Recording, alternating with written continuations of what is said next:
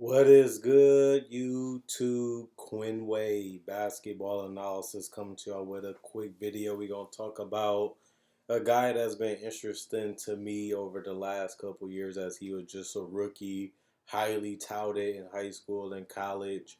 Obviously, you guys know by the title is RJ Barrett, a guy that didn't play well as a rookie, couldn't really hit a shot from the mid range, even floater range, and wasn't as good as a finisher as people thought that he would be. The athleticism of the league and the size and mobility of the league really you know, humbled him as he was able to bully and do whatever he wanted in those lower levels and going against grown men that's just as big and if not faster than you.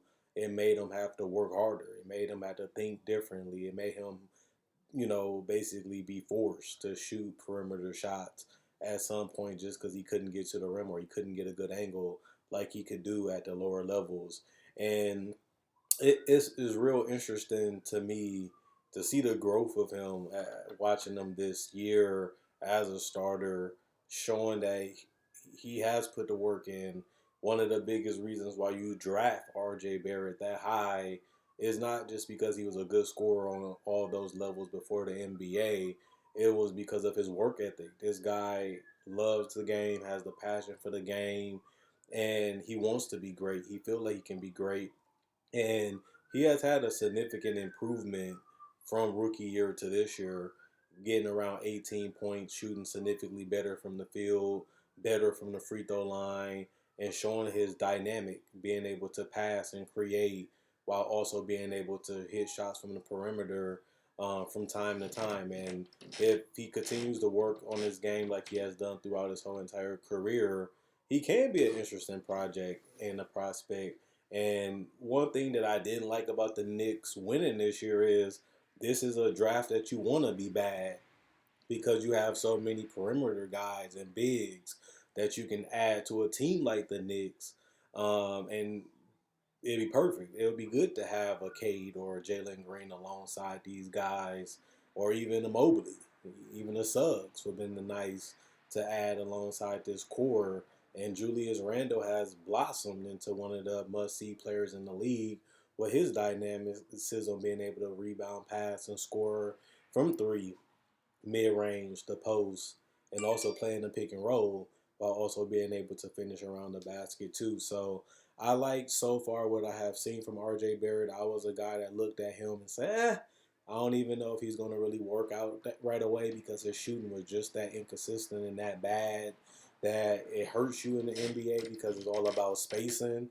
But seeing the growth that he has made, even from the 3 point line from last year to this year, just shows you that he can eventually figure it out.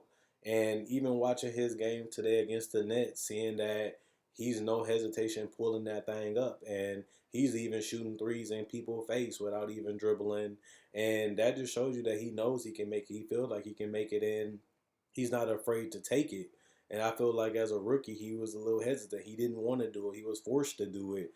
Now he feels like he can get the space. He can do the step back. He can pull up in somebody's face.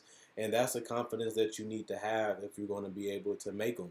And now that he's seeing them go down, now that he's seeing that his percentages are going up, he's seeing the results of the work that he has put in, it allowed him to have a pretty solid sophomore year. Was it a Zion sophomore year? No. But, you know, RJ Barrett at three doesn't look as bad right now. And the fact that he's still very, very young, 20 years old, and has already made the strides that he has made this season so far, the sky is the limit for the guy.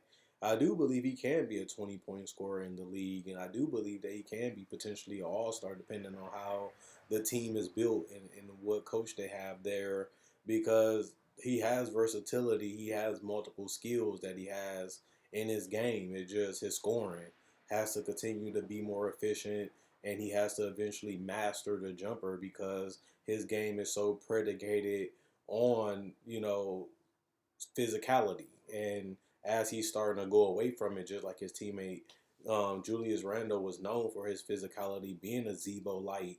And he has changed his game drastically compared to how he came into the league.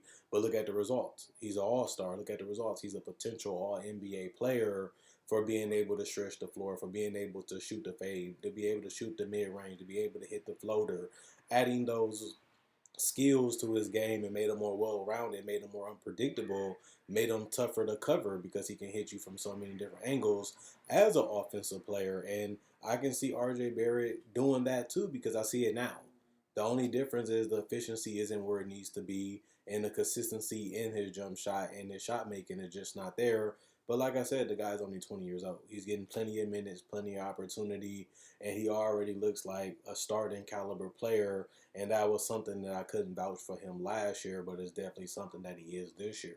Defensively, he has become a solid wing defender, and I didn't really see that happening right away at all. You know, you do take pride in, you do feel embarrassed when somebody crossing you up and scoring on you, but the league has become a place where it's acceptable to be embarrassed a little bit, as guys in the league are so skilled that majority of your defense don't work because guys can hit the difficult shots easily now compared to 5 years ago. And I think it's only going to get more crazier in the future because you look at the best players in the league, they're pulling up from 30, 40 feet, they're dunking on you, they finishing on you, and the fouls are more rapid. It allows you to score more points because of that. And it makes you tougher to defend because you can't touch nobody as much as you could in the 90s and the early 2000s. But RJ Barrett, I'm impressed. I've been watching him. I've been seeing the growth. I've been seeing the development. This was an investment. The Knicks didn't get the guy that they wanted, which was the coveted prize, which was Zion.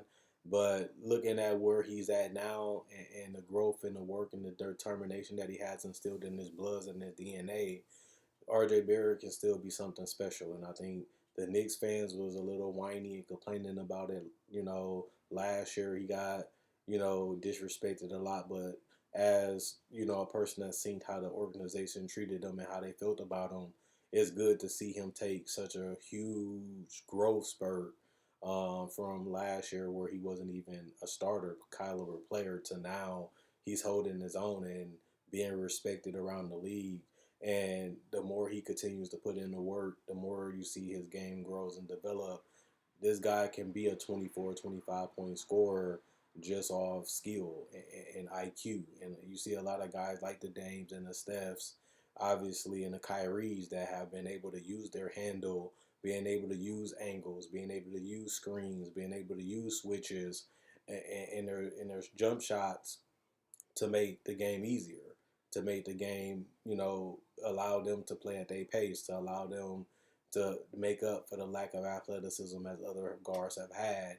And I can see RJ Barrett doing that too once the jump shot comes around consistently and be more respected. It's going to allow him to get the driving lanes. It's going to allow him to switch more and be able to get shots that he can make consistently once he continues to grow. So RJ Barrett looks a lot better than I thought he would.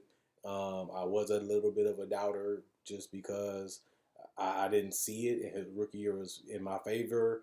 But just like I thought, if RJ Barrett would become a starter, if he would become an All-Star caliber player, it would be his mentality and his work ethic that will get him there, and that's already shown and proven so far in his sophomore year. So I'm liking him. 18 points a game. If he can finish with that or higher, I think that's a win for him and his team, and also the organization. And then you just build upon it the next year, see what works and what doesn't work, master what you can, get a couple go-to moves to make the game a little easier for you and your teammates, and continue to facilitate, continue to trust, and continue to be able to knock down the spot up three because you have guys that can get you the open shot. You just have to knock them down. And to be a 34 career three-point shooter, a 34% three-point shooter this year isn't crazy, but that's a dramatic increase for what we thought RJ Barrett can be.